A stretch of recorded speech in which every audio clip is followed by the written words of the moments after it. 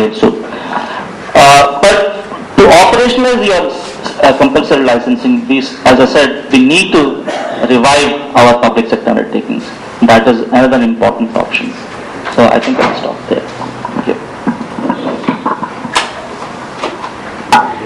No, I just only one thing, that knowing the essential drug list, and people who've been like dealing with the HIV say that the drugs that are there are not enough, because so like those who are dealing with mental health, look at that section of what are the drugs for mental health. Those who are dealing with the women's section, I think little bit being engaged and being involved in that, which are the problematic drugs, which are the new policy moves that are taking place, and the point that is said that if the Chemicals Ministry makes this policy and they're only making the pricing policy, there's supposed to be a drug policy, and the 1994 policy was drug policy, 2002 policy was a drug policy which was not accepted, and 2006 had Part A, which was a drug policy looking into whole range of things, about from rational drug use to the issue of trade commission kitna hona chahiye. So a whole lot of things are there. All that seems to be sort of just thrown out there, talking only about pricing. And in fact, there are 2 points in the exclusion section which they say drugs for the government programs and drugs for hospitals are going to be excluded. What from price control? What does it mean? Because that will be a big chunk of drugs, the kind of drugs that you are dealing with.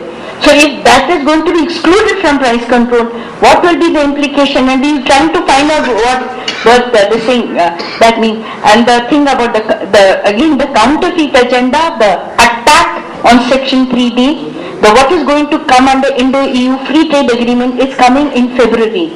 So agar these TRIPS plus agendas come, many things related to generic drugs for us, especially where the patented and all that, is going to be big problem. And with the emergence of resistance in TB and ARV, we will be needing a whole lot of drugs, including non-communicable diseases, because the diabetes and hypertension are now being seen even in poor people in rural area. They are no longer diseases of industrialization.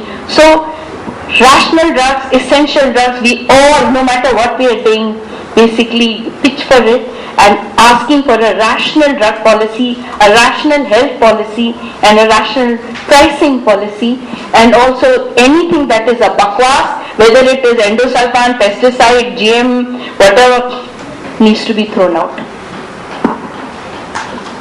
Quick round of second question, please.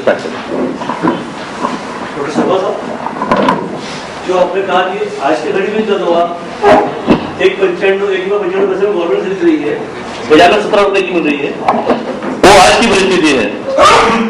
Food safety and standards act के लागू होने के बाद food में drug को भी include किया गया है। फूड की डिफिनेशन जो है, ड्रग को भी इंक्लूड किया गया है। उसमें और कई ऐसे डिफिनेशन है, हजार्डस, ट्रेड, फूड बिजनेस। तो ये सब प्रोसेसिंग जब हमारे यहाँ पर लागू होगा तो इसके रेट और कितने हो जाएंगे, labelling, miss labelling, miss branding. तो इसका और भी इसकी पढ़ाई करके, और अगला जो हमारा सेमिनार जो भी होता है, शायद उसमें गौर किया जाए। Food safety and standards act आप बाकी होगी 2006, तो उसका भी इफेक्ट क्या आ रहा है, उस बारे में थोड़ा सा हमें मार्गदर्शन करेंगे। Thank you.